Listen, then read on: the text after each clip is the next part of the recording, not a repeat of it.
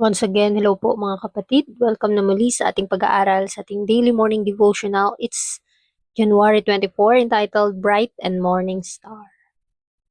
Here is the patience of the saints. Here are those who keep the commandments of God and the faith of Jesus. Sa text pa lang natin, dito makikita kung sino yung mga banal na may pasensya at sumusunod sa kalooban ng Diyos at sa pananampalataya ni Jesus.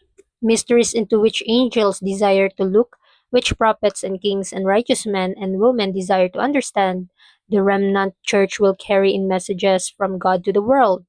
The prophets prophesy of these things, and they long to understand that which they foretold, but to them this privilege was not given. So ito po yung ninanais ng mga propeta at mga hari at mga banal na tao na maintindihan.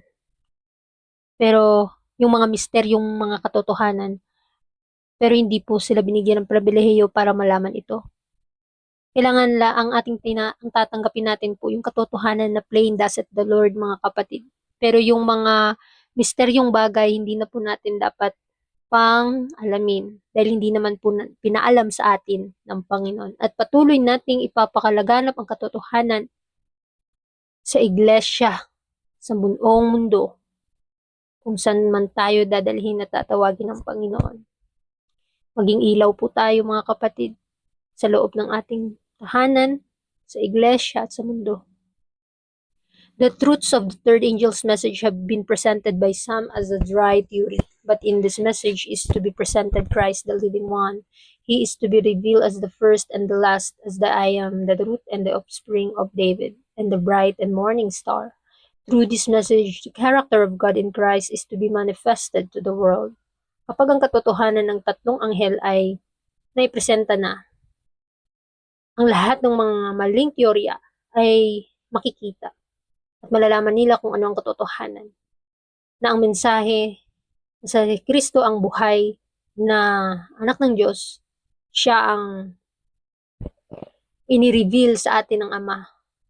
Siya ang pinakauna at huli at pinaka-the best.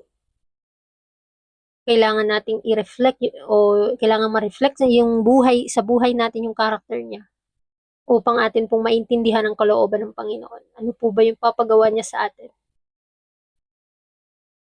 The call is to be sounded.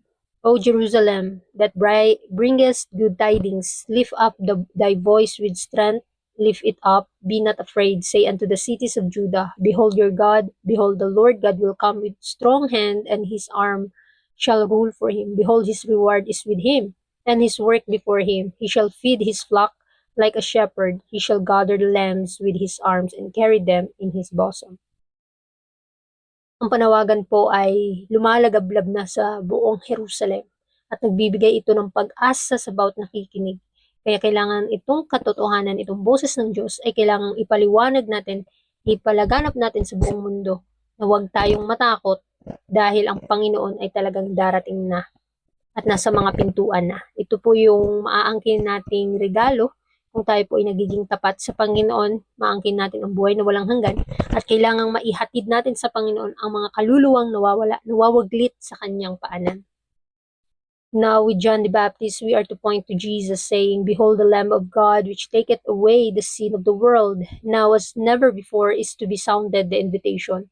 If any man thirst, let him come unto me and drink. The Spirit and the bride say, come, and let him that heareth say, come, and let him that is athirst come, and whosoever will let him take the water of life freely. So inaanyayahan tayo ng Panginoon. Inutusan niya ang kanyang tagasunod si Juan Bautista. Nagpo-point ito na pansinin natin ang kordero ng Diyos na nagtatanggal ng kasalanan ng sanlibutan. At ngayon, nalaman natin ang invitation kung sino man ang nauuhaw ay kailangan tayong lumapit at uminom sa bukal.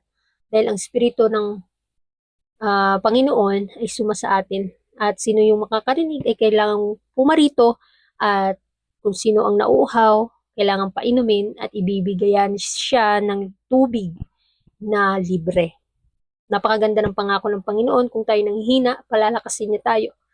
Kung tayo ay nangangamba, nalulungkot sa ating mga ginagawa, ay kailangan niya, pinapatatag niya tayo. There is a great work to be done, and every effort possible must be made to reveal Christ as the sin-pardoning Savior, Christ as the sin-bearer, Christ as the bright and morning star, and the Lord will give us favor before the world until our work is done. Ito po yung dakilang gawain na kailangan nating tapusin. Ang bawat pagsisikap ay kailangan maipalaganap o maisagawa natin na ma-reveal yung karakter ni Kristo. Dahil si Kristo lamang nakakapagpatawad ng kasalanan at nakakaalis ng kasalanan sa sanlibutan.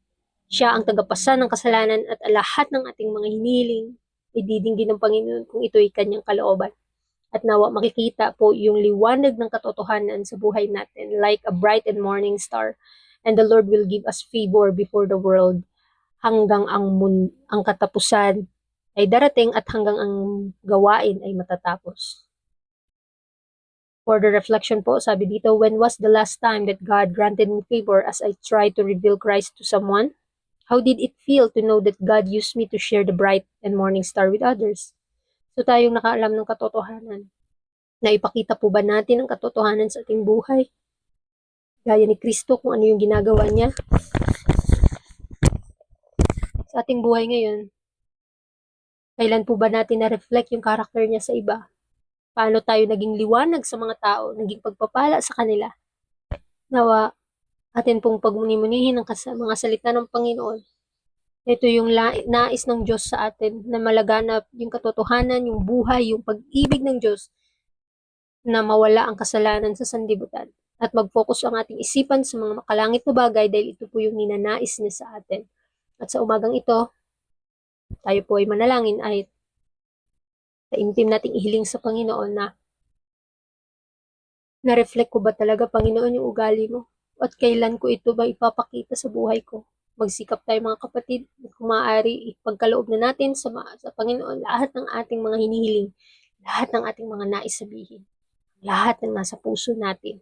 Dahil siya na po ang kokontrol nito, siya na ang lalaganap sa buhay natin at tayo'y patay na sa ating sarili. At si Kristo ang mabubuhay sa atin. Kaya muli, maraming salamat.